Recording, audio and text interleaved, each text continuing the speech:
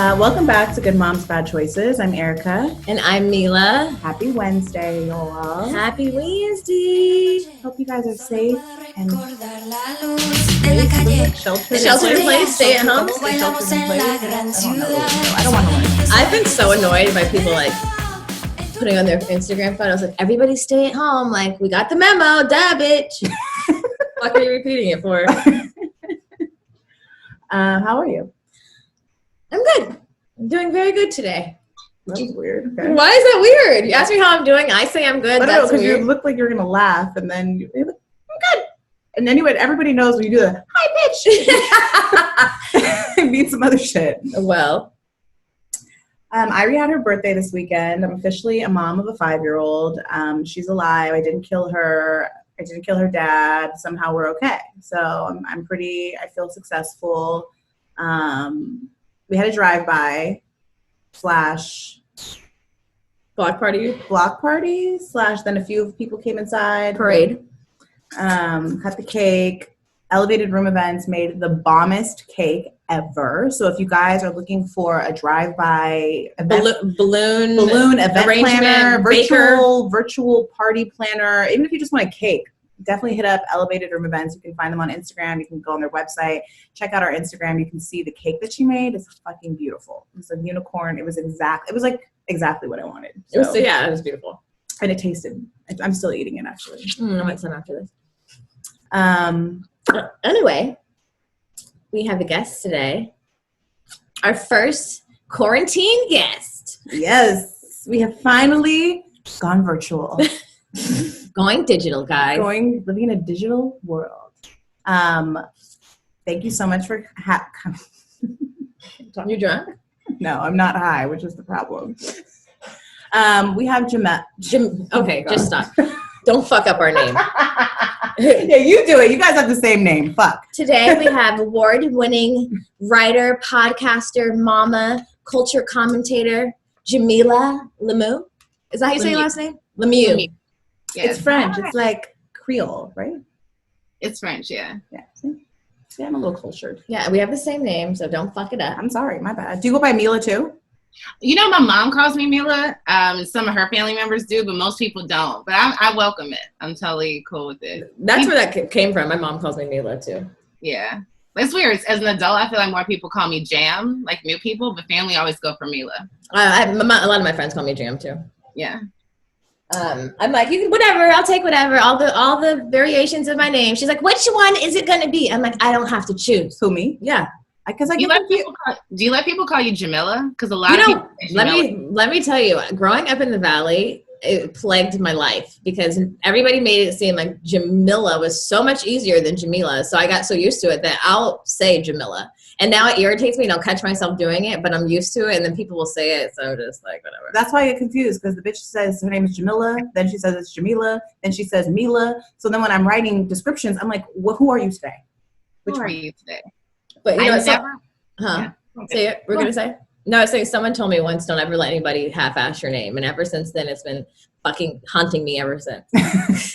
I had a moment like that too, and like, because everyone growing up always said Jamilah, unless maybe there was a Camilla around, you know, like that would maybe throw things off. But then when I went to school on the East Coast, and from there, everybody was like Jamilah, and I think it's because there's a lot of Muslim women, you know, and they tend to say. You went to Howard, right? I went to Howard, yeah. So my brother he's in Howard. Well, he was at Howard, but now, you know, it's over. Jamilah, I feel like we're like spirit animals. I told Erica, I was like, her birthday's exactly 30 days after mine. We're 1 month apart. She's on the cusp. She's July 22nd. And then you had a blog called The Beautiful Struggle. I did, The Beautiful Struggler. So my middle name is Asada, which means she who struggles. You know, Jamilah means beautiful. I'm like, we're connected. I don't know how, but we are. I love that. I'm so obsessed with you all. Like, and just get this out the way now. Because we're close in age, right? Like you all are 32. Soon to be 32. I'm 35. So it's like I'll be 36 this year. I don't know. I feel like if I can't have a party or celebrate outdoors, then I don't have to add another year. I'm just going to be the age I am now until we. I like that. I think I like that. Yeah. I think I'm going to go with that. I agree. I honestly forgot how old I was. I asked Jamilah how old I was the other day. She's like, am I 32? I'm like, no, I was like, am I 31? She's like, no, bitch, you're 32. I was like, what? Yeah. But like, it doesn't count anymore. Whatever. But just even with that small age gap between us, like when I started writing and doing media stuff, and you know, like I was an editor, I was a magazine editor for like 5 years. I was at a digital media company as an exec for 2 years, and I started out my career as a blogger. So I've been doing this, you know, since I was in my, you know, early mid-20s or whatever. I could not be public about smoking weed, you know, and work for a brand. You know, right. Especially after I had my child. Like, and I started my career as a personal blogger, so I talked about sex and boys, and I would allude to weed, but even then, like, I wanted to get hired by an Essence. I wanted to be able to write for like a Glamour. And like, I'll never forget, there was this, y'all remember Jezebel, right? Yeah. The Jezebel? The magazine. I mean, Jezebel still exists. I didn't mean to say it like that, but you know, like. Yeah. When magazines were printed.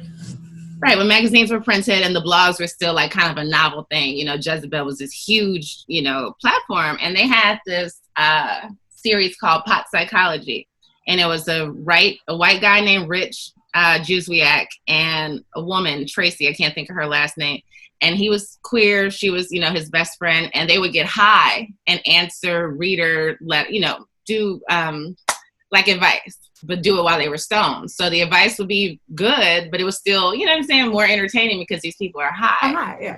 And I'm like, they're writers in New York pursuing, you know what I'm saying, like in the same field as me, and they're openly talking about getting high. And in addition to talking a lot about their sex lives, you know, like they're in like specific details and things. And I'm like, as a Black woman, as somebody who was always like radical and free and feminist and sex positive, like none of this shit is new to me, but there was still a level of kind of discretion that you still, even with being like the, yes, I'm the one who's fucking, yes, I'm the one who, you know, and I went here and I've got this stuff associated with me, but I'm my whole free Black ass self. I've always been that way. But to be public about all of it, you know what I mean, was just something like, I go through Instagram and I'm just like, all these Black girl weed accounts, you know what I mean? It's just like, we're selling t-shirts. Can I tell you how fucking lonely it was at Howard to be the bitch who smoked weed? Like, it wasn't that I was lonely because I had the other weed smokers, but you had to be so careful. You couldn't just be like, oh, girl, I was smoking last week and we were talking about, you know, whatever it was. Maybe it was probably like some deep ass shit. Yeah, it's like you had to know who you could do that, who you could fully be yourself with, and you had to be discreet in certain circles. And I wasn't super good at doing, you know, being discreet, and it definitely, you know, changed some things for me.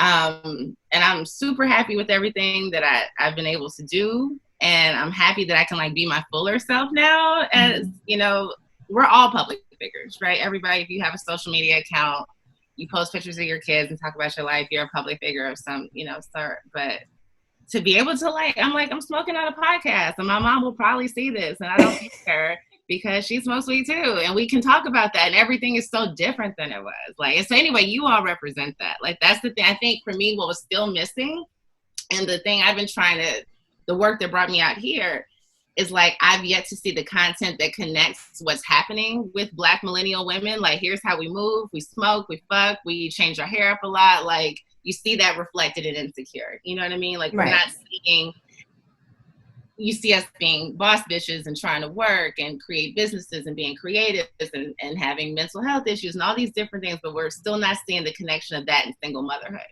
Right. You know what I mean? It's like, we're still, when we're talking about moms, we're typically talking about middle-aged Black women, you know, like maybe in their 40s. Or you're talking about super young girls that are in a uniquely challenging situation. And there's always some kind of deficit model. You know, they're sad. There must be, you know, they want to get back together with this guy, or he's just a deadbeat. He's not around. Right. Like, it's never a full. There's always tragedy. It's never stories. A full life. You're never living a full life. You're right. It's like a deficit model. That's a really good way to say it. Yeah, single Black motherhood is presented that way overall, I think, in society. Yeah. So, and I feel like that's my new, you know, purpose professionally and spiritually in certain ways to like change that narrative. And like, I hate when people talk, you know, people always talk about narrative shifts. Like they say we need to change the image of the Black father. I'm like, well, we also need to talk about the Black fathers that aren't doing what they're supposed to do. Like, we're not going to shortchange the women and children that are impacted by that to make things look better. Right. When it comes to single, you have to talk about both. You can't just focus. Yeah, you know. Yeah. You don't solve the problem by just putting a Band-Aid over it, right? And only praising the people that are doing what they're supposed to be doing. You know, we have to hold hold our people accountable too. You know, like even today, like I was looking on Sean King's Instagram, and you know, people have been during this quarantine, like lately, in like Atlanta, there was having a whole ass party, like Chicago. It was Chicago and Atlanta. They had a block party in Atlanta, a whole ass party in Chicago, like 1,000, like 500 people in a room. Really? And I like indoors. When do parties usually have 1,000 people? Period. I'm like, right. Like what party is this? People are, and someone had a mask on, like right here. I was like, what's the point? And she was in the middle of the shit too. Right. And so, and Sean posted and was like, my people, what are you doing? You know what I mean? And it's like, I was like, yeah, what are you doing? We have to hold each other accountable too, you know, and in all aspects, parenthood, just Blackness in general, you know. But well, I'm glad you feel comfortable smoking with us. I'm glad you came and rolled up at our little roll up 420 Zoom party we had, which was really cool. We got to do that again. We got to get our internets together first, right? Because it was a long struggle. I think everybody's internets are fucked up because we all too many people are on it. Yeah, that's true. Yeah, I always tell Erica that we're leading a revolution. You know, you got to rewrite like how you're seen and what's seen. So I think, you know, it's super important, even though it's kind of scary because you're right. I'm always wondering, like, am I going to want to marry a politician and then all my nudes and pot smoking and terrible stories are going to come to haunt me? You know, like I don't tweet, but if I could, like, I'm going to pull up that time where it's like white bitches, you know, like she's a racist. You'll go through and have a delete session for some of your old tweets. That's one important thing to do. But I'll say again, that little gap in between us. So that was me, like, and I think we all had our children around 28, right? Yeah. Okay. So like there was that gap of like, okay, I've already got the scarlet baby mama on my chest. You know, like it's bad enough. That was the thing I operated from. Like, it's bad enough. I'm already a single mother. So I have to make sure I'm on point with this and my career shit and how I look. I had to lose the weight right away. I had to like, you know what I mean? It's gratifying to go back to reunions and stuff and be like, damn, all these other people have put on weight and you look better than you did in school. Or you had a kid and, you know, she hasn't. Why haven't you fallen off? I'm like, because I feel like I couldn't.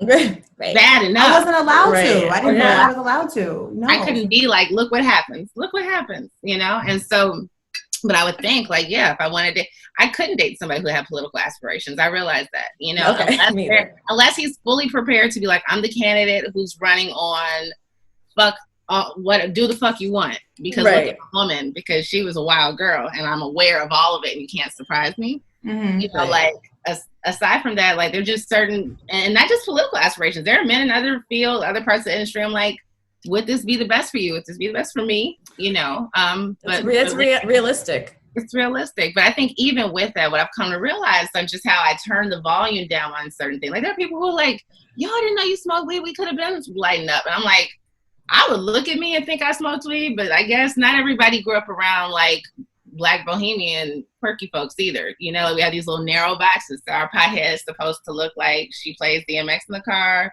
or right? But you don't know how to recognize the shit in the middle, you know. But anyway, yeah, you know, like just not being fully myself about some of these things. I'm like, well, I'm 35.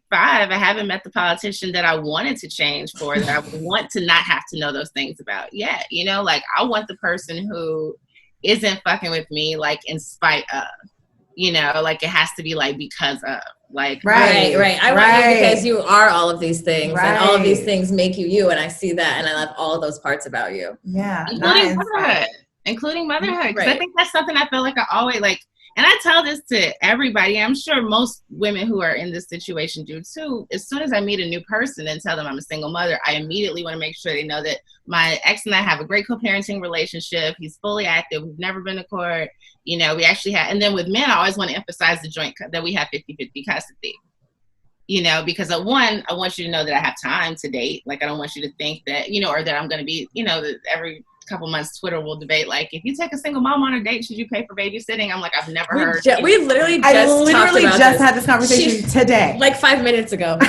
Such a fascinating. I'm dying to hear what you all think about it, because it's such a fascinating concept that never. I don't think it needs to happen all the time. It's never happened for me, but if it did, I might cry. I might be like, it's a hell of a gesture. I think a hell of a gesture. I mean, I can do it. I always figure it out anyway. And half the time I'm not paying someone to watch her anyway. I'm never, yeah. But like, just the thought would be nice, you know, but like, it's also not necessary. You know, if you're showing up for me in other ways that are, you know, I can handle that.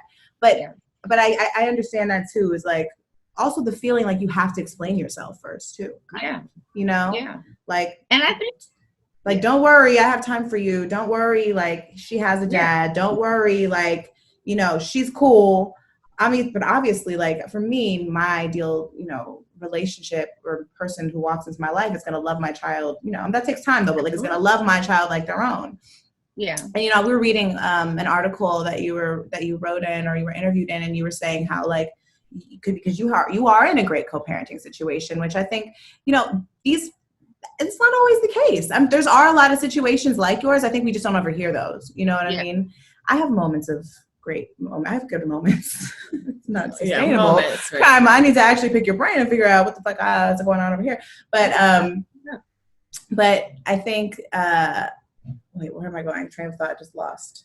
I think it's also important just hearing your perspective and your experience in co-parenting, because that's another narrative. Like the term baby mama drama exists because there's this thought that like baby mamas bring all this drama and kids bring all this drama and co-parenting brings all this drama. And that's particularly like in the Black community. And that's also attached to that stigma that, you know, like there's so many parts about it that like going into single motherhood as a Black woman is like doomed, like it's doomed, like just like, no, I have baggage. And throw in that you enjoy your life, like you smoke weed and you do all those things, like, oh my God, is she okay? She can't be okay. There's something going on over there.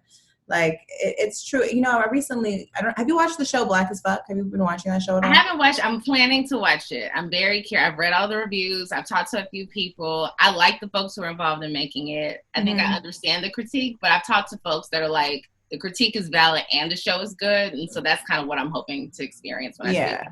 I just watched it without reading anything about it, and I really enjoyed it. But specifically, there's this one scene, and it's not going to give anything away or whatever, but there's a scene where like him and his wife, they do Molly. They haven't done Molly in like years. They go to this party. They're like pumped up.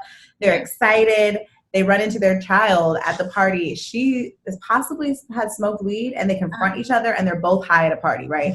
And it's fucking hilarious. Yeah. But we've never been able to do that and not look like, are they crackheads? Not right. No, for real. Like, it'd be a negative. This was actually like, white people do this shit all the time. Right. You know what I mean? Like, they're allowed to do have funny bad choice moments. Right. Whereas a lot of our funny bad choice moments are not.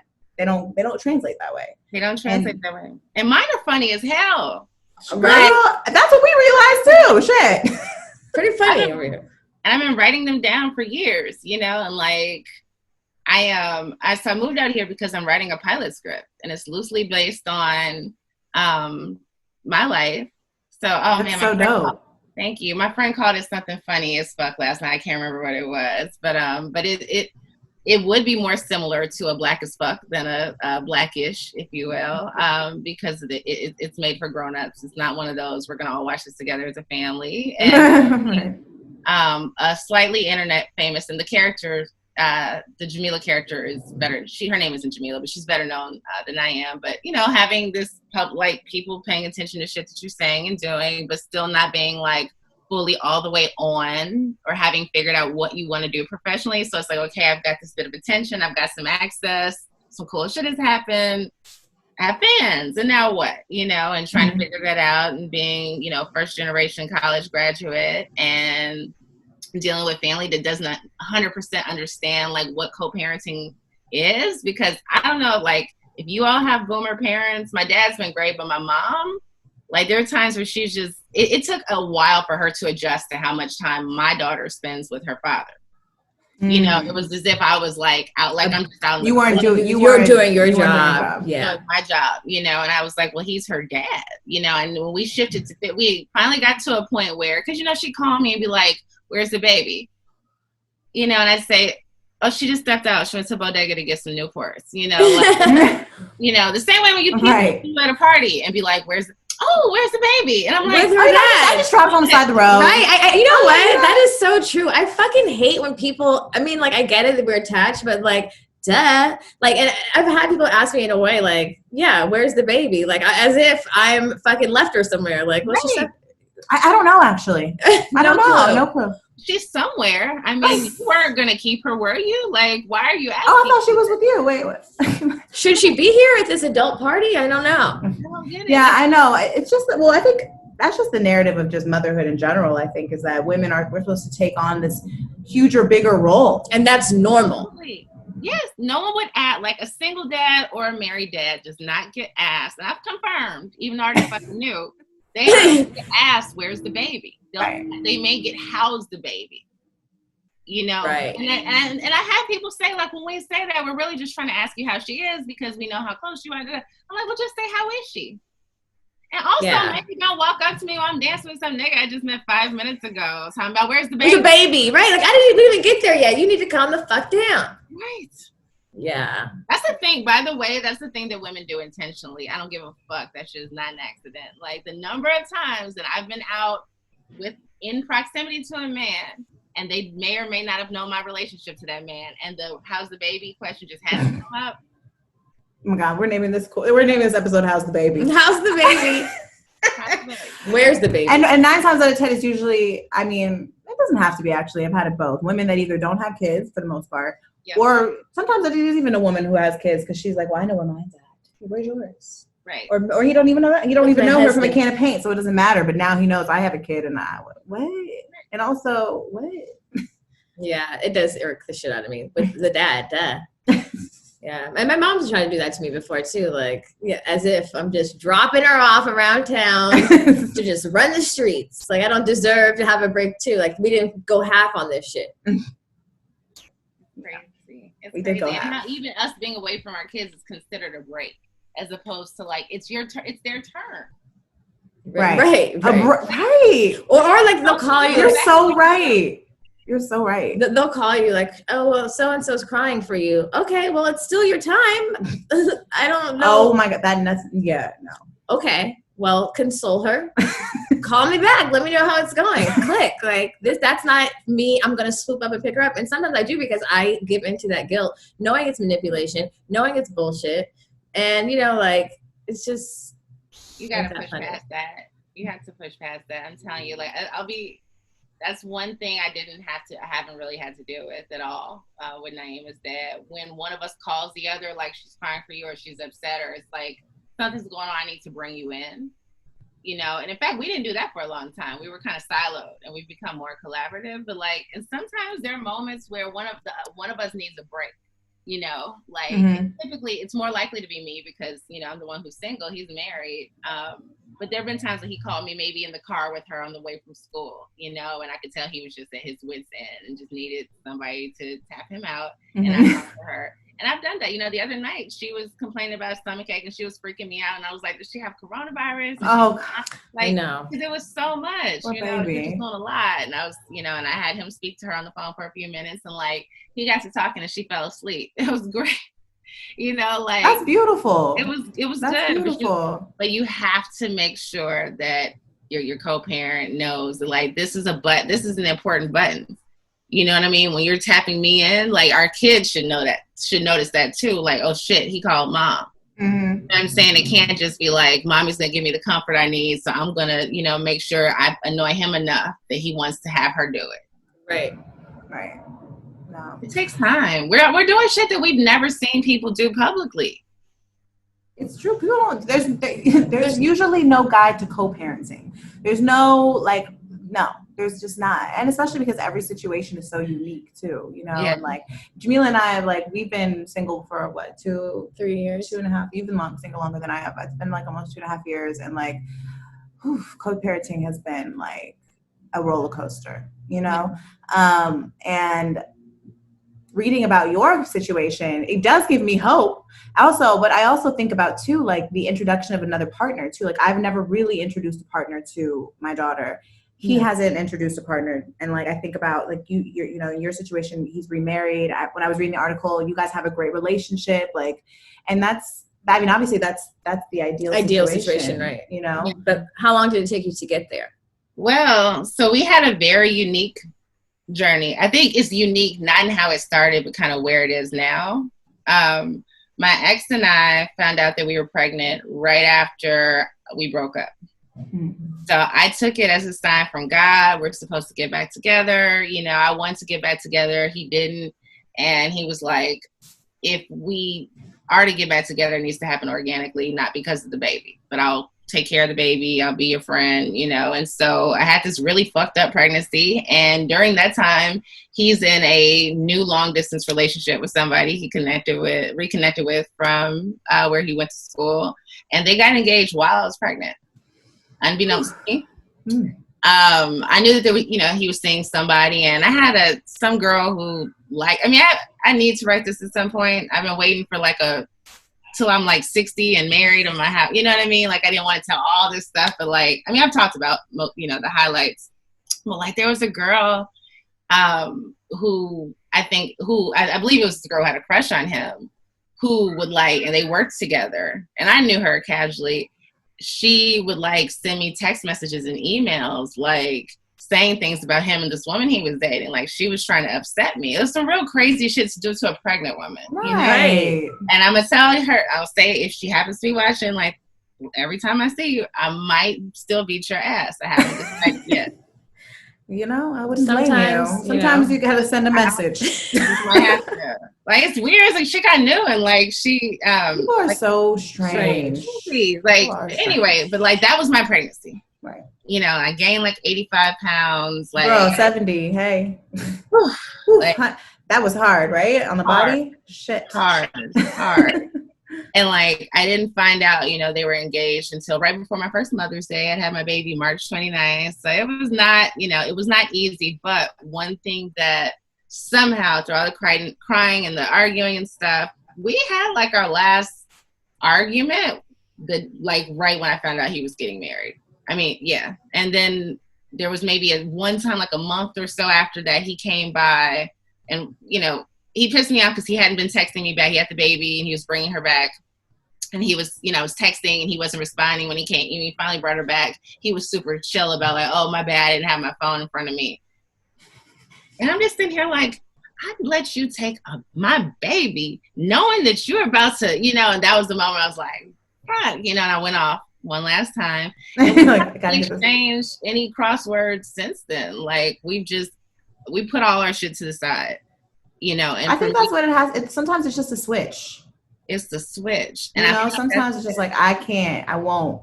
I was hurt. I was mad, but I'm ultimately, one, it did make me fall out of love with him, you know, because the dream was over. I was I don't want this person who did this. And obviously he doesn't want me. So what's the investment in being, you know, I may be hurt, I may be upset. I don't have to like you. I don't have to be your friend. But what's the investment in me being vitriolic or trying to take it out on you in some way? I need you. I need you to be a great dad. I need you to be, you know, in the most selfish of ways. Aside from my daughter needs you, our daughter needs you. I need to have a life. I need to work. I need to date.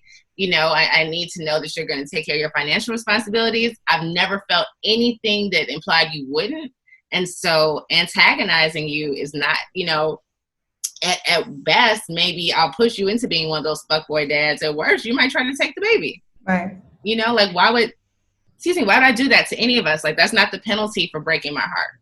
Right. You know, and I had some accountability too. I'm not going to just say this I was just perfect and he was just a monster. But, you know, but ultimately he was the one who chose to not, you know, get back together. So that was his decision. And that did break my heart. But I broke his heart in certain ways too. And either way, I wasn't going to break my child's heart and I wasn't going to punish myself because a relationship didn't work out. It just, isn't it funny? It's for me, being able to switch that, that narrative in your head, what you just said is just so important. I need you. I need you to be able to support me so I can have a life, like you said, and support my kid. And oftentimes I think parents too, more in love and our relationship ends, we're expected to just automatically put this kid first when we've never even done that. We're still learning how to do that. And so it takes a while to untangle your feelings, even though you know they're not healthy for your child, your situation. We're just automatically supposed to be oh, okay, it's the kid's best interest now. So no, but you do get to that point. You know what I mean? If you allow you do. And sometimes it takes them doing something so final Yeah. Like, because I've had a situation myself, and the reason why me and my ex are not together is because it was really a final situation. Like, there was like, I could no longer respect myself had I stayed. My child, like, it was a matter of like, what would I, you know what I mean? What would I tell her? It's like, I had to have some self-respect, low key, because I hadn't been respecting myself. You know, I hadn't. And sometimes it's like an addict too. You gotta hit rock bottom and shit. And then you start to have these realizations like, you know what? Okay, now I can move forward. And I'm already on that. We've been on that move forward train. Now it's just kind of like untangling, relearning like who we are. We're such different people too. Like, just the way we communicate, even outside of love. Outside of love, I love him forever. But, you know, outside of that type of love, and that takes time. Takes time. And you said you've only been broken up for 3 years? Yeah, it's been like 3 years. And I love him. I love him dearly. I love him so much. And, you know, he knows me better than anyone, you know? But it's like, yeah, it just takes time. I think I automatically thought, I was like, you know what? I'm going to be like Demi Moore. We're going to be fine. We're just going to get through this. It's going to be totally fine. No, it's not. It's not that. It's also like about managing your feelings. Like, I'm not good at that. like I am, like I can process things rationally, but like you said, when your feelings are involved, you have to really like say, fuck that I'm hurt, but I can't project that hurt onto my child. You know what I'm saying? Like, Erica's really good at that. Her cutoff game is strong, you know? But like, for me, I'm like, oh my God, how could you say this to me? Fuck you. And then I'm like, fuck, I'm cussing you out in front of my kid. And she's saying things that I've seen, that's just a part of the reason probably that I'm in this cycle to begin with, because this is what I've seen, how my parents express themselves to, you know, to one another. And then, you know, then I'm like, fuck it, I'm traumatizing my child in the process. And of course I know that, but. Wait, hold on. What the fuck happened? Did something fuck up? What? It wasn't recording the audio that whole time. It's okay. It's recording on here. Okay. But fuck. Sorry. I hate technology, honestly. But when you don't have a model of what that looks like, managing your feelings and managing your hurt for the protection of your child, because I've argued and I've fought and I know that's gonna leave some shit, you know, and I feel guilty about that. But there's also, like you said, a moment when you're just like, I'm not gonna engage anymore. I'm not gonna let that ultimately like fucking impact my child in a negative way. Mm-hmm. Yeah, I mean, and again, I think that's why it's so important that we live, you know, if you're going to live your life in public in any capacity, whether it's having a podcast or just, you know, folks that are just simply quote unquote Instagram influencers or writers or whoever, that we talk about this stuff, you know, because it's cliche, but you can't see what you can't be. And I know my situation is unique because I've been a single mother my entire motherhood life. So I also had to figure things out a lot sooner than most people did, or I've had more time than somebody who has a 7-year-old and has only been a single parent for 4 years, right? But at the same time, it's like, I think we just have to show each other, like, you know, and I had like, be super clear. It hasn't been an easy ride for me just because it's been easy with the ex. You know, like I have other challenges that made, you know, motherhood or single motherhood like uniquely difficult for me, like every other, you know, mom has. But I think my commitment to creating as much peace for us as possible, you know, is really like, I think that even if you don't have that final event, because that can be hard, like any kind of breakup, you know, whether there's a child or not, if you don't have like a final event that kind of like just makes it. That shit is even harder. You know, it's hard when it's just kind of like, well, we just don't want to do this anymore. I'm just not happy anymore, you know, or you're not happy anymore. I'm trying to make you happy and I can't. I just have to figure out how to, you know, to part ways with this. But like, no matter whether there was a big final event, whether the whole relationship was a series of terrible events, or, you know, if you just had your heart broken kind of unexpectedly, just knowing what your motherhood life can look like if you get along with that person versus if you're constantly at odds with them. So like the instant gratification that you might get from that insult, for that curse out, for that he mad now,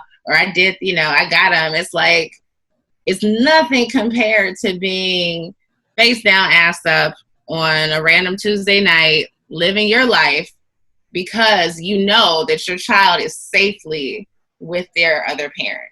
Right. You know what I mean? And knowing you can do that as often as you can do that every Tuesday. That can just be part of your schedule. Or you can be gone for a week. Or you could say, I'm taking the baby for 10 days and we're not fighting because that's taking away some of your days because we have a good thing going, Right.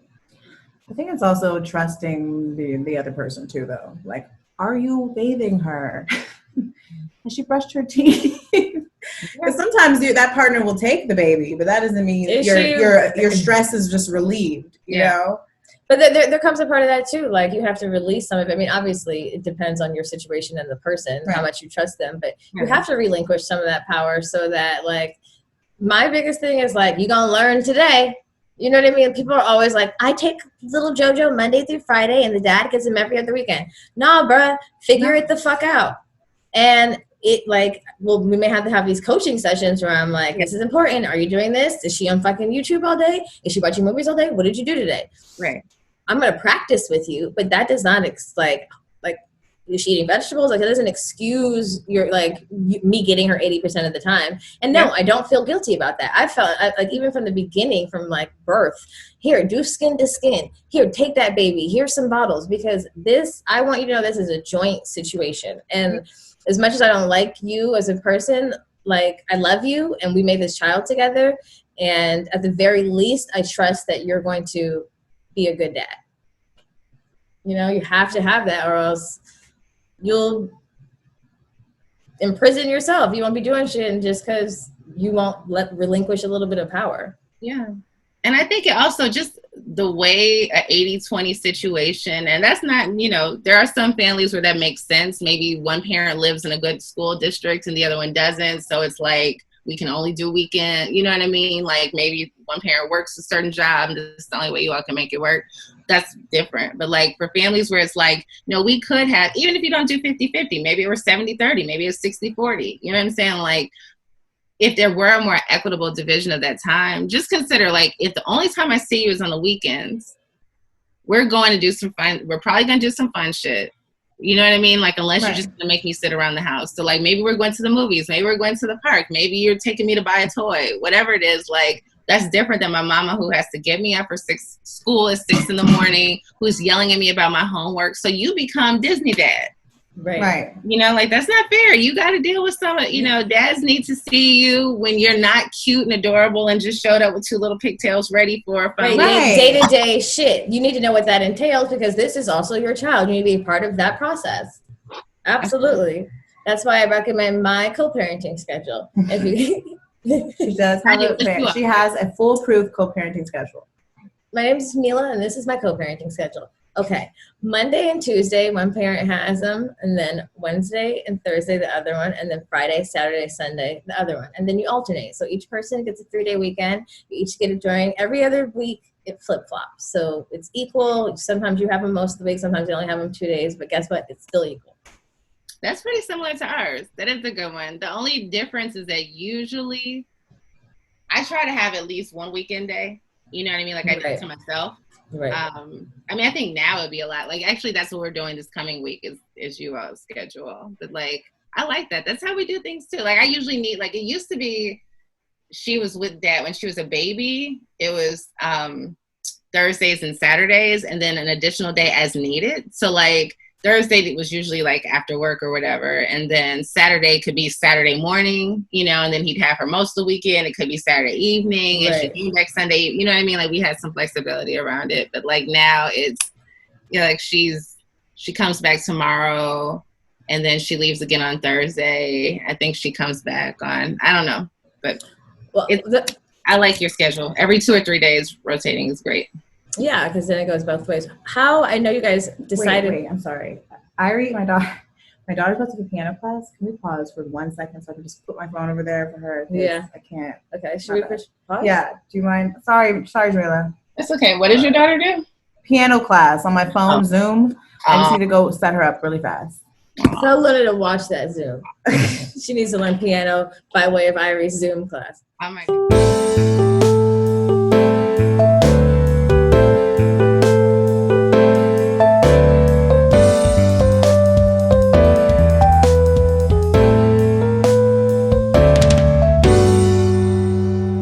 About that, you guys, my daughter is in piano class. It's the only like motherly thing I'm probably going to do this week as far as education goes.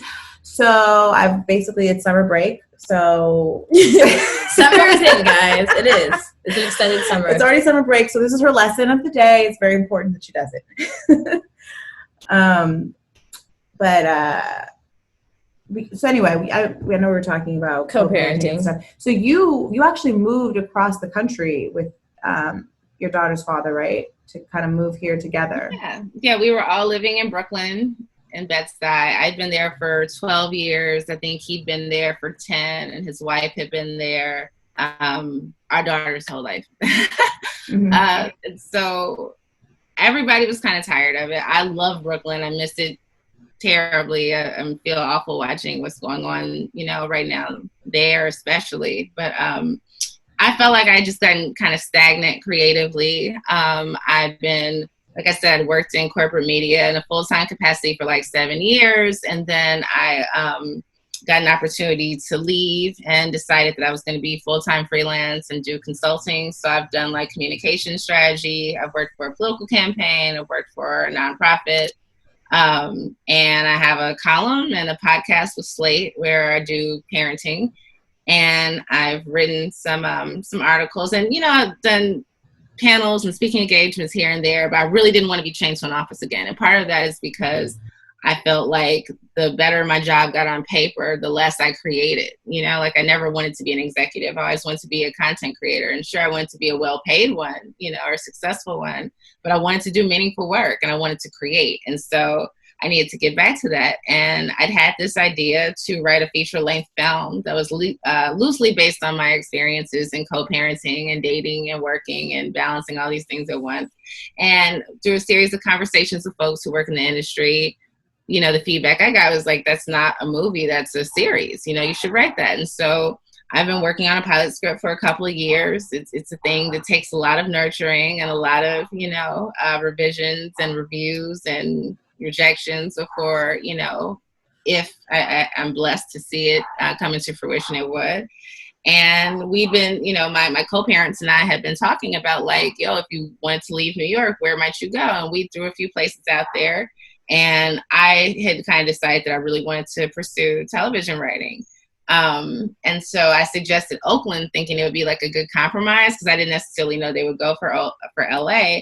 And my daughter's stepmom, came back to me and she was like, well, I've been crunching some numbers and I think LA would actually be a bit more affordable and would kind of offer what we're looking for, and that Oakland would be so much more like, Like it'd be like going to Brooklyn on the West Coast, coming up against some of the same issues and things that we're just tired of. So let's go out to LA and have some beaches and some air and some terrible air, but air that you can at least go outside. Well, the air is great now. It's wonderful now. It's great now, but it's 60-degree air in January as opposed to, -20. And so we did a joint relocation. They came in October of last year. I'm sorry, they came in July of last year. And I was back and forth between then and October. I got here for good. And we live about 10 minutes away from each other. We each live about 15 minutes from our daughter's school, and it's worked out. Amazing. That is amazing. That is amazing. I wish to be like you one day.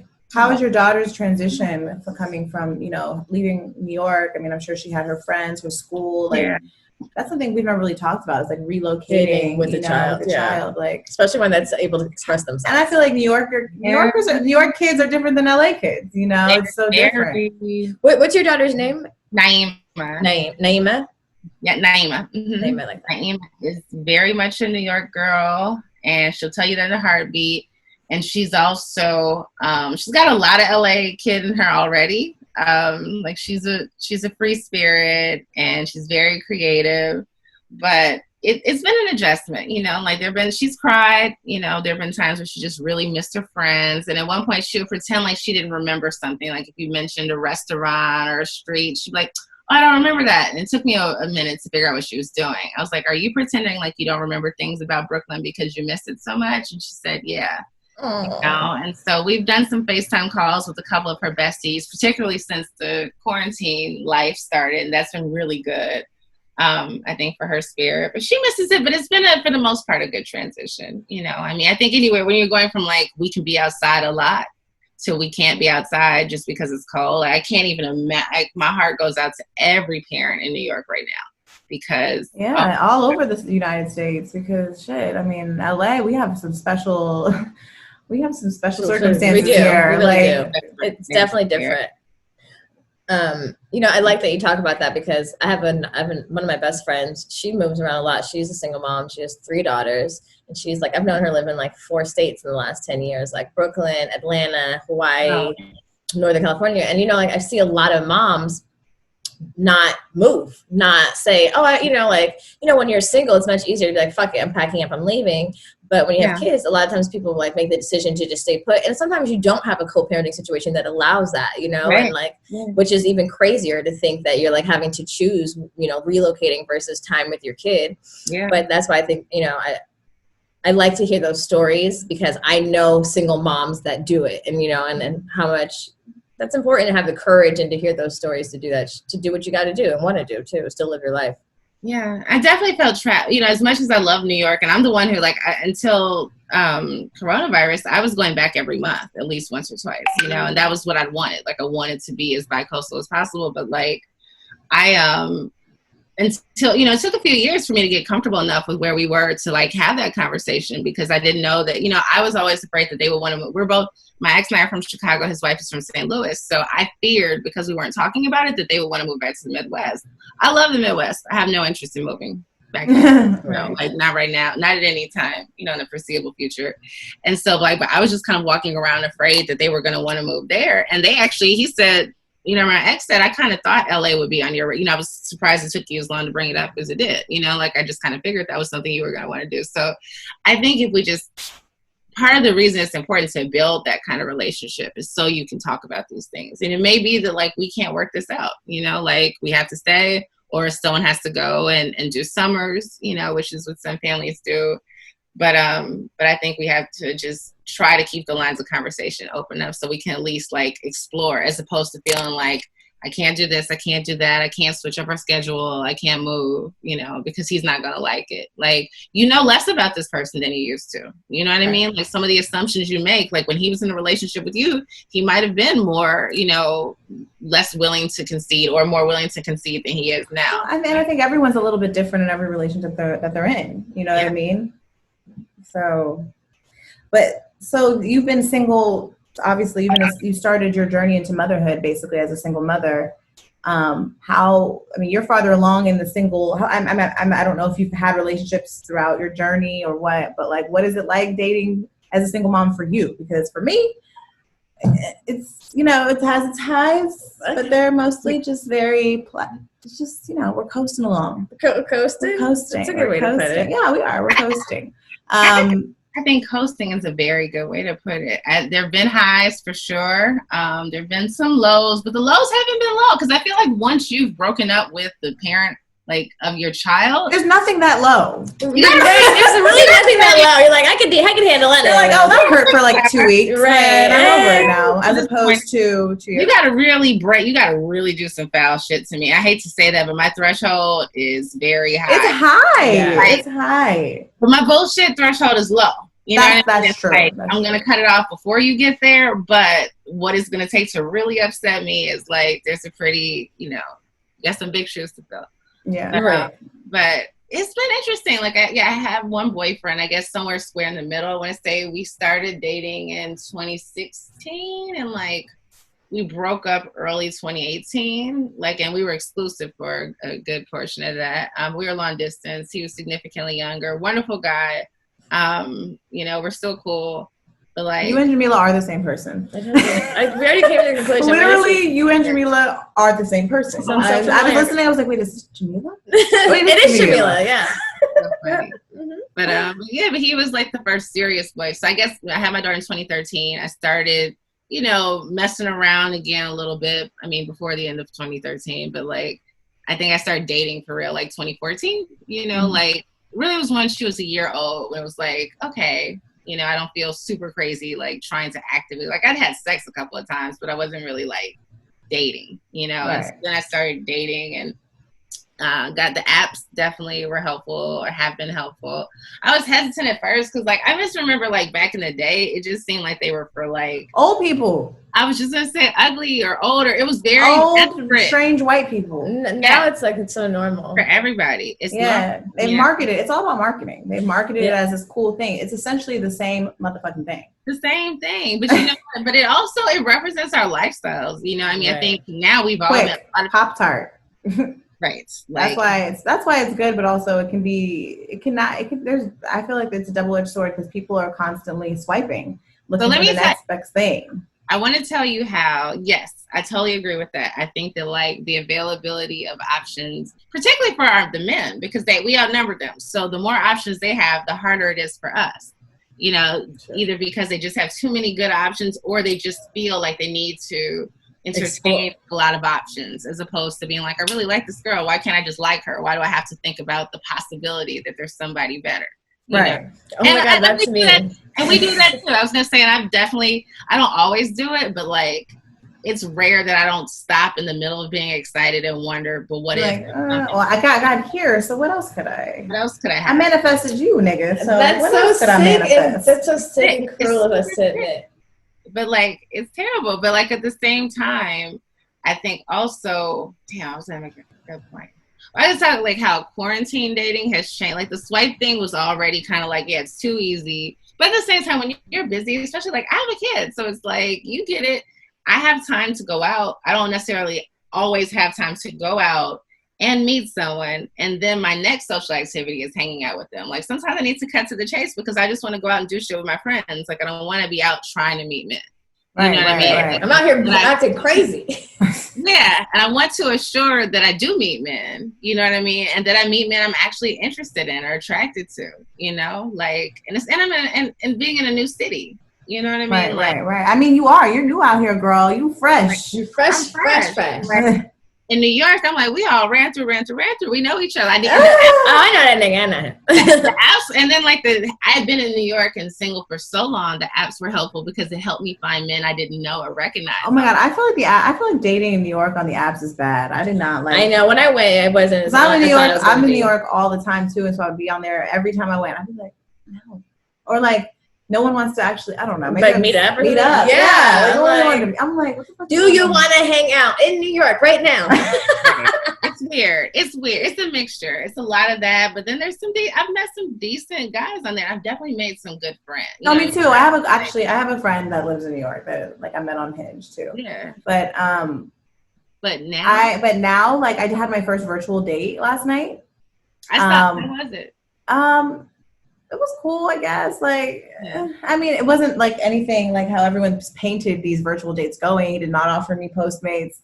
He did not send me a bottle of wine. I haven't had any. I just went straight. It was just a good old FaceTime with a stranger. That's basically what the fuck it was. How much talking did you all do before?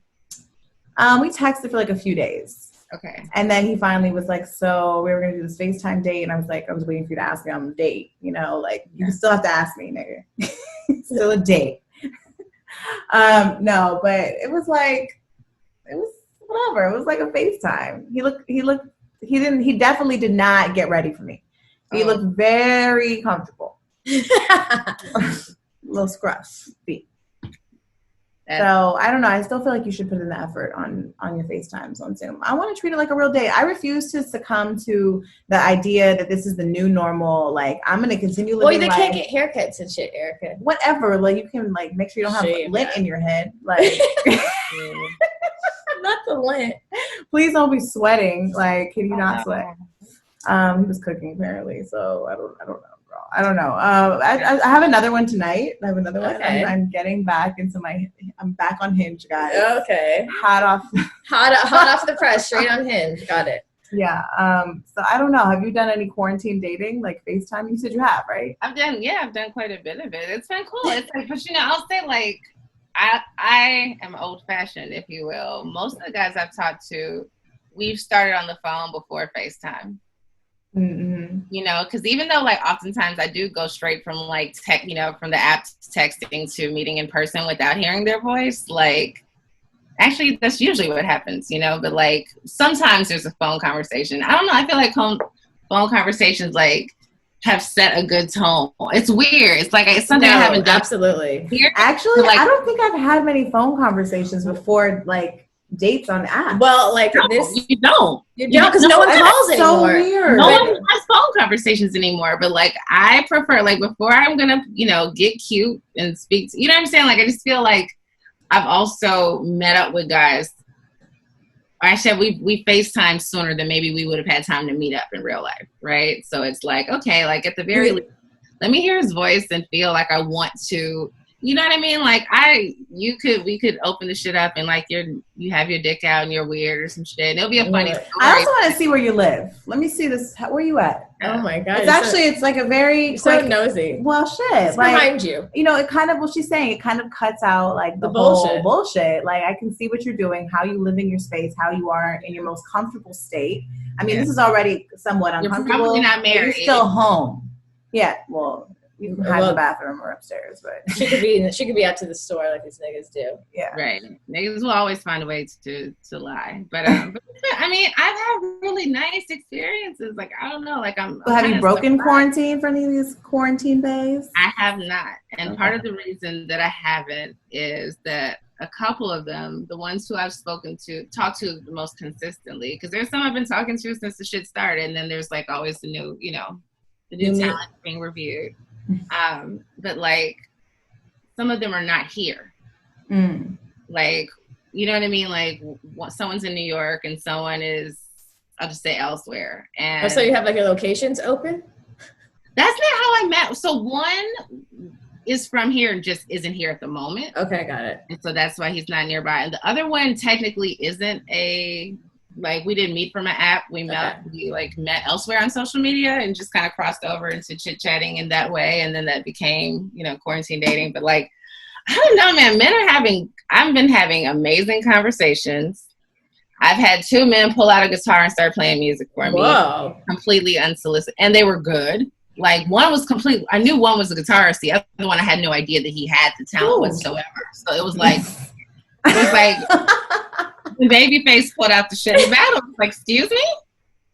Like, I was Teddy Riley. I need to go hide in the bathroom for 20 minutes. I ain't got nothing for you, bro. Like, right. I have no tricks up my sleeve. Get some chopsticks. I gotta take my clothes off, like. Here's the tootie. And I'll save the other one for next time and get a keyboard or something. Right. But like, it's just, I've had really good ass conversations too. So like, there's been some, some sexy stuff, but there's also been like some great conversations with men. It's just like my mind is blown. Like I've always had great male friends, and I've always dated, like the guys who I've dated for like the most significant amount of time, like we're great conversationalists, like I love talking to them.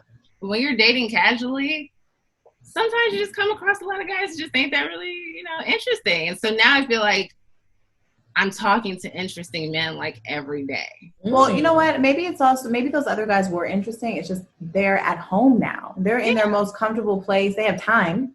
Dates are often like, okay, we're here. Let's there's like a sequence of events that needs to happen, possibly. Drinks, food, like everyone, making a good impression the first moment. Like the stakes are just different. Well, maybe you're giving me hope, but also you're a good conversationalist yourself. So maybe you're just leading the conversation, because I don't know. I feel like I don't know. I don't have hope, and I don't know. And I feel like I've done a lot of, I have to be the president of the conversation and activity in this relationship. You know what I mean? Like, okay, I'm going to make sure we do interesting things and we talk about interesting shit, because otherwise we'll just be like fucking sitting here at each other. Right. But like, I don't know. I've been like stepping back and kind of like let me hear them say some shit. Usually I step back just to hear like, okay, is this nigga gonna defend R. Kelly or something? Like, but now I'm like, no, I'm actually listening to you talk because I care and I'm learning things. Like I don't have to like start feminism class at 2:00 in the morning. Which is so important, now. Like, teach me some shit. Are you on Hinge? I'm on Hinge and Tinder. Wait, can someone explain to me what the fuck that little button is now? Is that so they can FaceTime you without knowing your number? What button? It's like something about like virtual dating. They have a virtual dating switch. Is that to FaceTime without your number being exposed? Like, what is that? Probably. I think so, but I think you all have to agree to it. I don't think they can just call you. I don't know. I don't understand. I haven't done either. I've just talked to people on FaceTime and WhatsApp, like the regular. And Houseparty. Houseparty has a really good screen. It's super clear. You all have been in a house party, right? Like I was on my mom's. Wait, but you use it to date? So I used it with a guy instead of like. Because you guys can hang out and play. It's kind of like a date. You can play. It is like trivia games and they shit. Have games. Like the games are pretty corny, but the screen is so much better than FaceTime or like Zoom. You know, like I've only used like FaceTime or like WhatsApp's video thing, I think, or whatever. But like the screen on Houseparty, it's like, you know, it's like you're in a room with one person. It's like you on top of them or whatever. Right. You can see more of each other. It's clear. Right. And his like the guy who I talked to on Houseparty. One of the guys I talked to on Houseparty, his like friend randomly barged in, and we ended up having this long, funny ass conversation. It was. Get you to meet his friends and shit. Yeah, that's pretty. I guess it is like a party. I just crashed my baby daddy's house party the other day. Oh yeah, I was like, you could just jump in. She's like, yep, I saw he was on, and slid in and said, "What'd you say, Erica?" He was in there with some girl, and I was like, "Hey," and he was like, "Oh, what? Oh, hi." And she was like, "Hi, who are you?" And he was like, "This is my baby mama." And she was like, "Oh, I'm sorry. I come in peace." And I was like, "It's cool. You can have him." And I just like, "Bye." I was like, you could just jump in? That's new. I was being petty that day. I was being see. Really petty. I don't know what came over me. I just couldn't help it. You're gonna let it be free. Let it go. Let it, no more. He knows I'm kidding. He knows I was mostly fucking with him. No. But, you know. Wait, did I fuck something up? Yes, you did. Well, it was dying. I guess that's a fun thing I never got to enjoy. I know some of that shit is fun. No, it's not. No one. Trust me, you did not miss out being petty. Okay, well, then don't do it. I'm like, if it's not. I know. I never am. So then sometimes every now and then I get like this burst of like, it's gonna like. I wasn't being petty. Really, I thought it was funny. When I got in there, I realized, this probably is not funny. Nobody else thinks this is funny. I got in there, I was like, I didn't think this through. Play cool. Hey, y'all. I'm glad you admit. Thank you for admitting that. Thank you for admitting that. Oh, my God. It's true. You're telling me on it. You said it's not fun. It just sounds hella awkward and uncomfortable. Wait, and then I did feel like an asshole because then he texted me. He's like, she can. Because I said, yeah, it's cool. You can have him. He's all yours. And he said, I'm all hers. I'm like, well, yeah, you are. And I was like, I didn't have to say that. Like, I really did not have to say that. That just like exposed me so much. I think it's great. It was just, it is. I just thought it was hilarious. It is hilarious, but also like petty. I wouldn't want him doing it. I wouldn't. If the shoe was on the other foot, I would be pissed. How do they think about that? I would be pissed. Lock every room you go in because his day is coming. Right. He's gonna slide in your house party, bitch. Right. Yeah, I'm locking every door. No, I'm not really. I don't really do that. I've been on house party a little bit, but my lips are so chapped. Sorry, I'm dehydrated. Yeah, my mouth has been dry the whole. So much smoking weed. I'm currently in like from a Hinge. How's it going? It's going pretty good. It's been a while, right? I think we've hung out like 4 or 5 times. 3-4 times, yeah. We went on one date before quarantine, before Corona, and then we broke it, and then we've been breaking it. So it's been really fun. It's my best Hinge review yet, honestly. This is the best time I've had with somebody I met on Hinge. Specifically Hinge or Tinder, something different? No. On any date. All apps. On all apps. All apps. On all apps. Across Do you all all have apps. a rule? Is there like a rule in place about like him not breaking it with anyone else or you not breaking it with anyone else? Yeah. I just said, let me know if you find yourself quarantining with somebody else. Quarantining and chilling or something of that degree. Do you think I think he'd tell you anyway. I think he would tell me. Yeah. He's very, very honest, very deep. We're having really good conversations. I mean, like, I'm going to be honest, there have been drugs involved.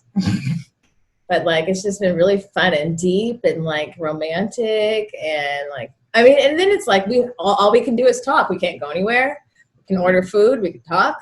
We can dance. We can talk, So that's been kind of nice. We can go on a walk. It's very It was very normal.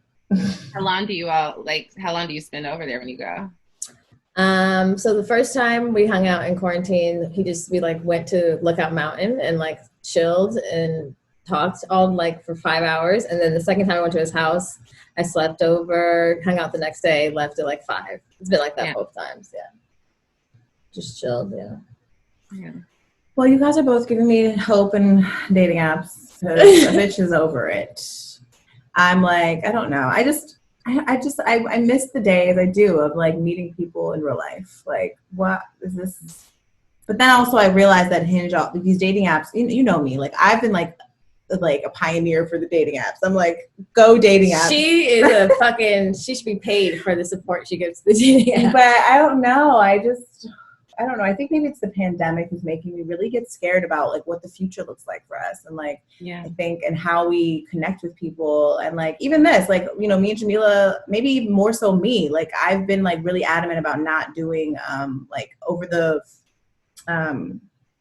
video interviews, not during quarantine, like in general, like before this happened, because I just really like human connection, and like I'd rather wait for you to come to LA, you know what I mean? I was like, is she coming over? Or us to go to New York, or but obviously like that can't happen. You need to stay in these places, in these spaces now.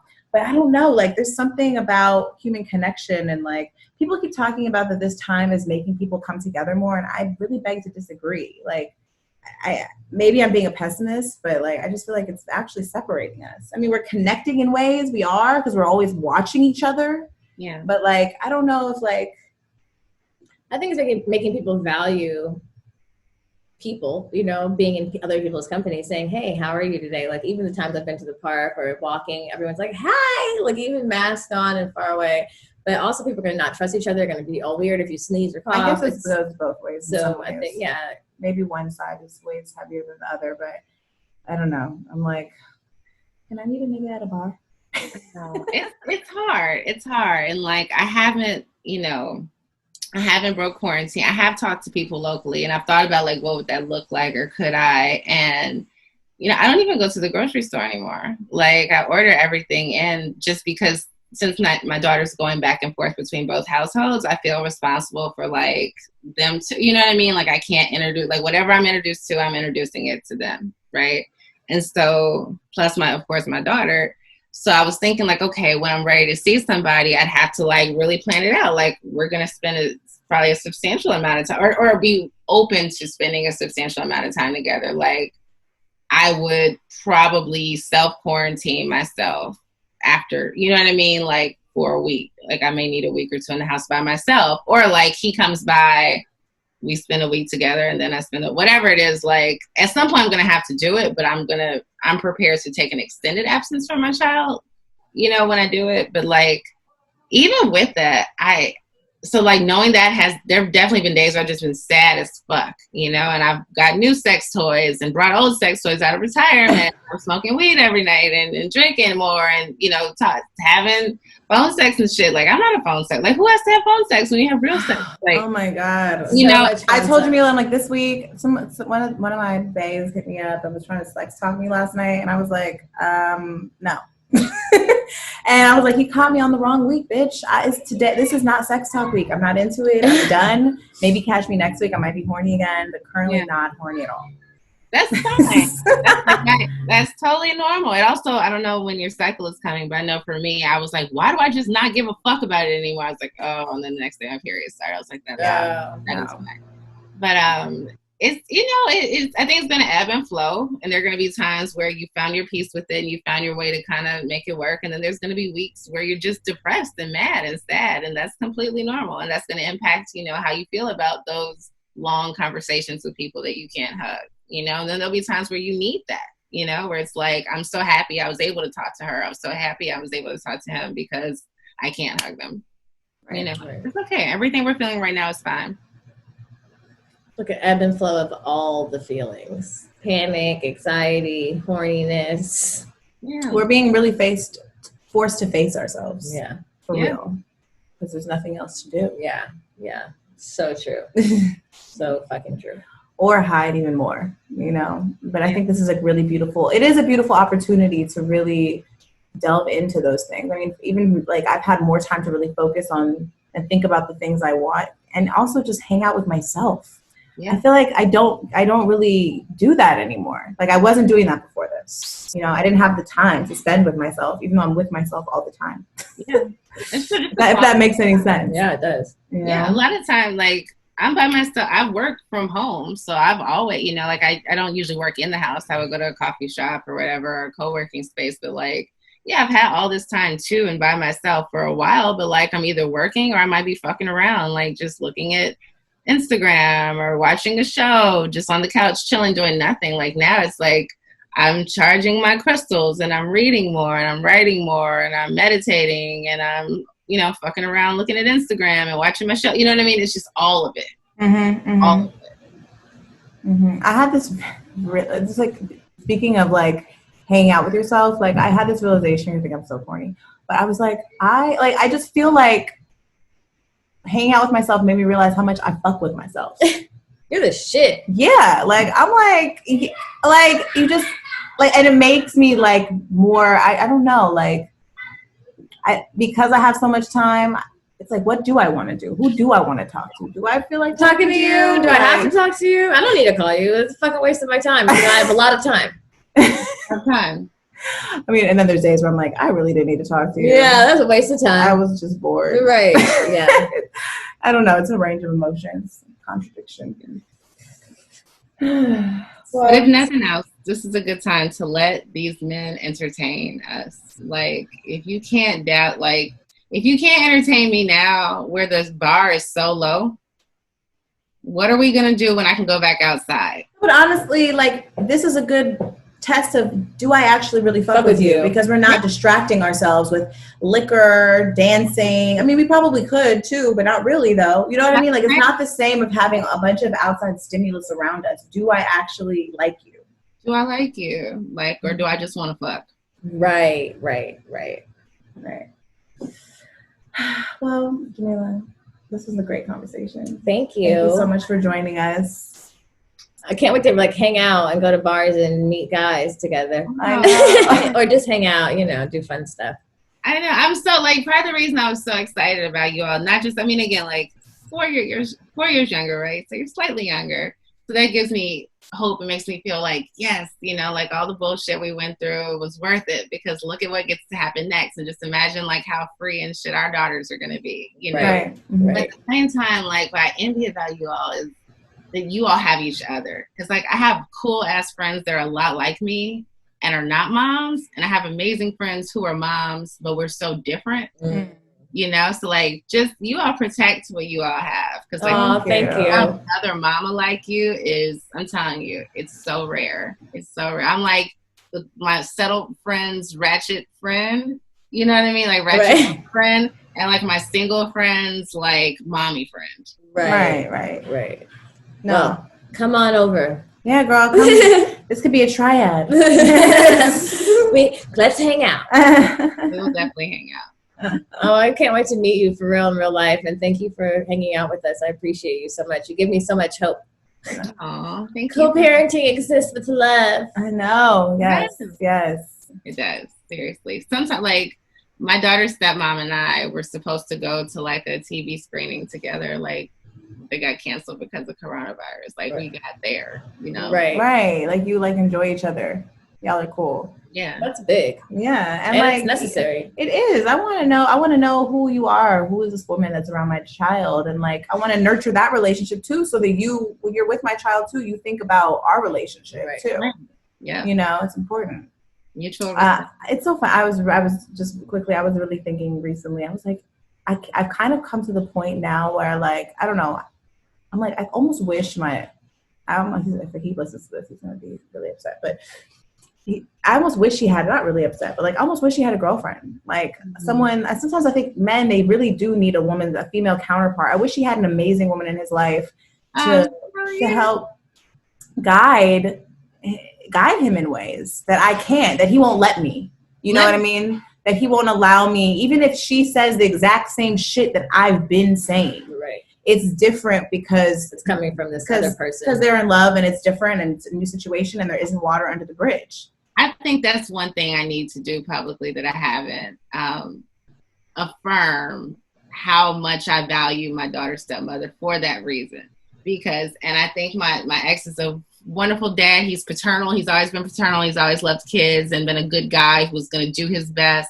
But I know there's no way that he'd be the sort of father that he is without her influence and her guidance and her partnership, you know. And because she and I are so similar, like, nigga has a type, you know, but like but our energy, you know, we're very different women, but our beliefs, our value, our core values, you know what I'm saying? Certain things are very similar.